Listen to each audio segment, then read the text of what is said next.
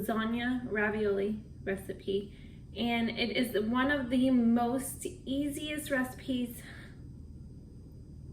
I think I have on my list of ever doing. And there's a couple other ones that are probably really tight, close to easy, but truthfully, Mondays are normally the hardest day and craziest day of our family. So Mondays are normally my pick to make my easy meals. So let's get started. All right, so first things first, set your stove to 425. And technically, I think most of my recipes are at 425. Okay, so first you're gonna get a pot boiling. So we're gonna turn it on. I turn it high just to get it done and over with. And let it get to boiling.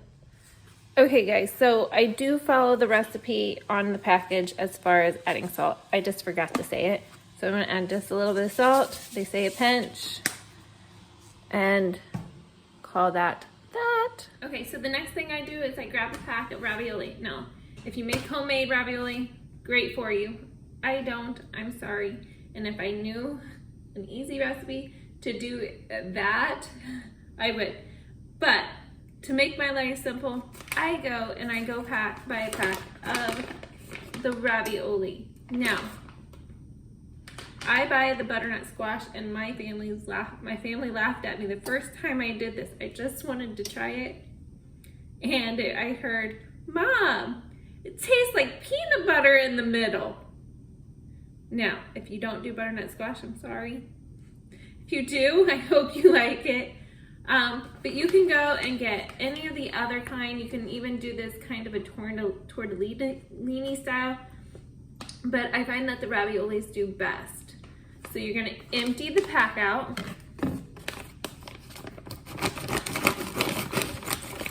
And I just chop off the top, okay? First, you're gonna get a pot boiling.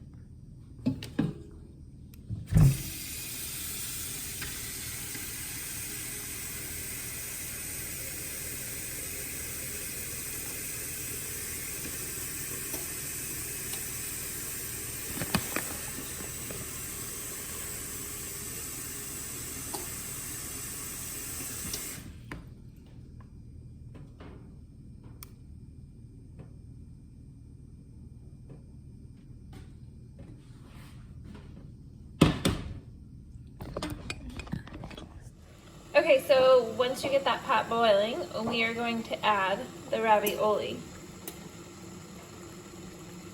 So the pot is boiling, and I just take the bag of ravioli that we've cut up or cut open, and add the ravioli.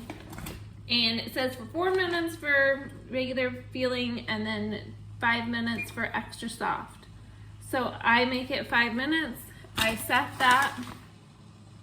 And I clean up my mess and I walk away.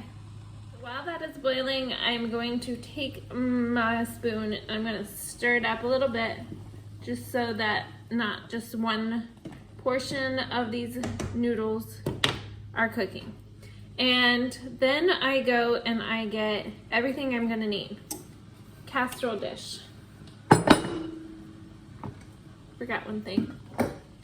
Spray. Spaghetti sauce, a half a cup, that's my stove saying it's warmed up, a spoon, cheese. I normally do mozzarella, but I messed up and didn't get any. So we're gonna go with Fiesta blend because that just happens to be what I have. And then Parmesan cheese for the top, and I have used all of my basil, dry basil, from last year's garden. So I would normally take that crushed dried basil and sprinkle it over the top. While I wait, I take my spray and I spray my casserole dish so that it does not stick to it.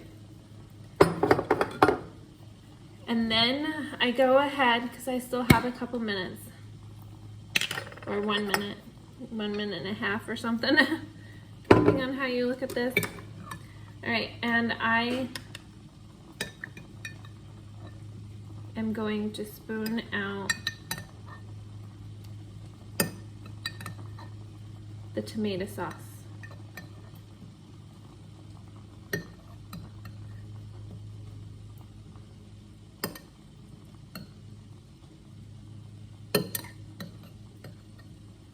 I'm making a mess. And you can't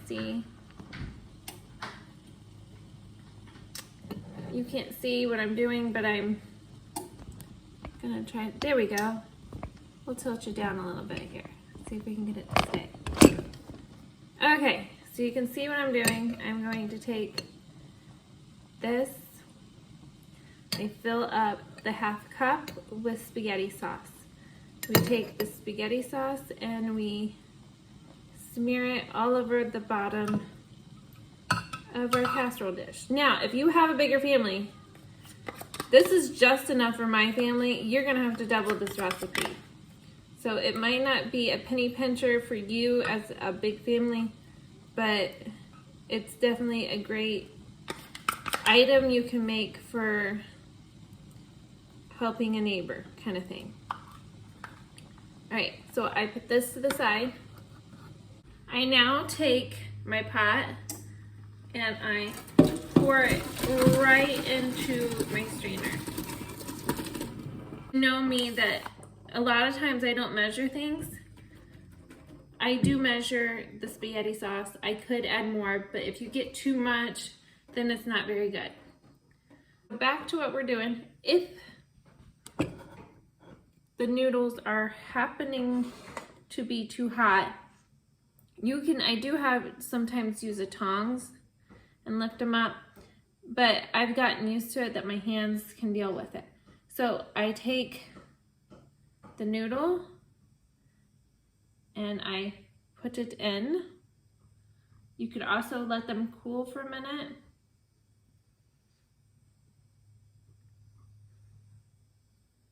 I also play hot potato with it here.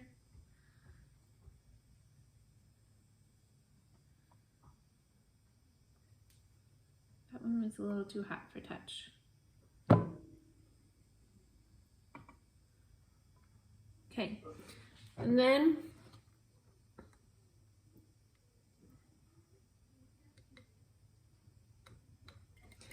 I take another 1/2 cup and I kind of just splatter it on each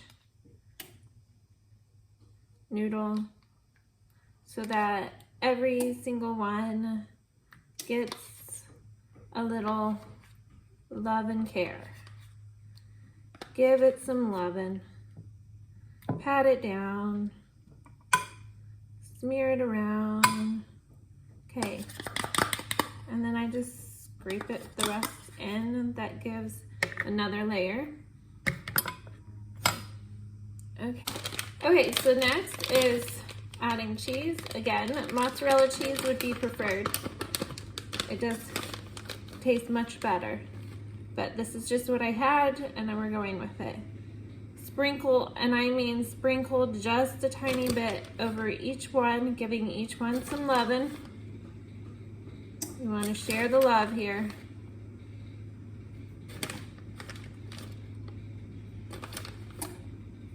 All right, so each one has a little bit of love.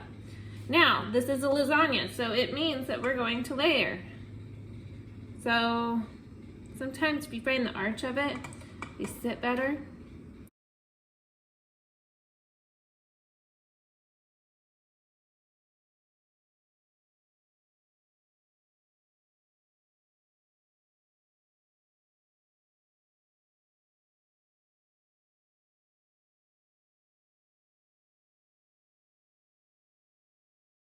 Then we start this all over again.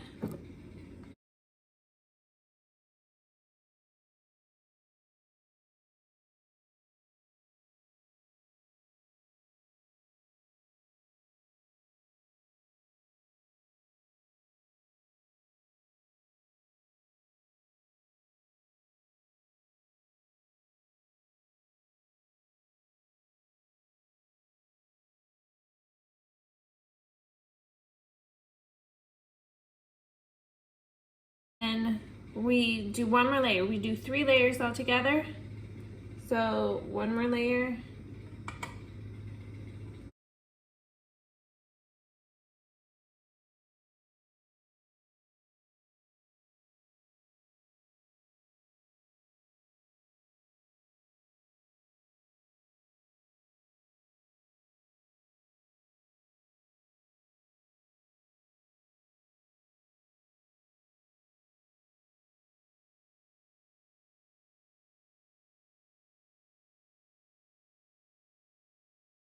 I was saying if you wanted to put meat in it, you could put it with the sauce, you could cook it up beforehand, and then you could layer it that way if you wanted meat. And we don't really eat meat with it. We've always liked it just the way it is. And it gives you a day of keeping your stomach a little bit settled and less meat in your gut. It takes 2 days to get meat out of your gut. So think of that while you're eating your meat. All right, then I take the cheese. And the top layer, I really give it a good generous sprinkle. If you're allergic or got allergies to cheese, you might try some other cheeses, lactose intolerant cheeses. You know what you can have, and try that on here. It would work perfectly well.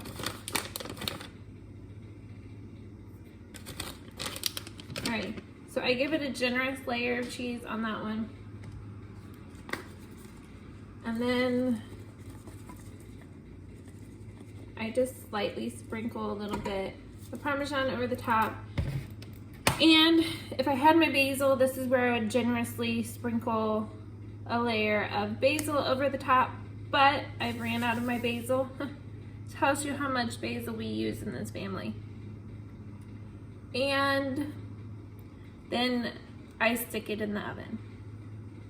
All right, so we take this, show you the mess I made, and then we're gonna stick it in the oven.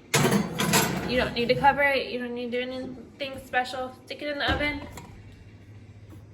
So 15 to 20 minutes. I start with 15, I look at it and I see if it's cheesy yet. All right.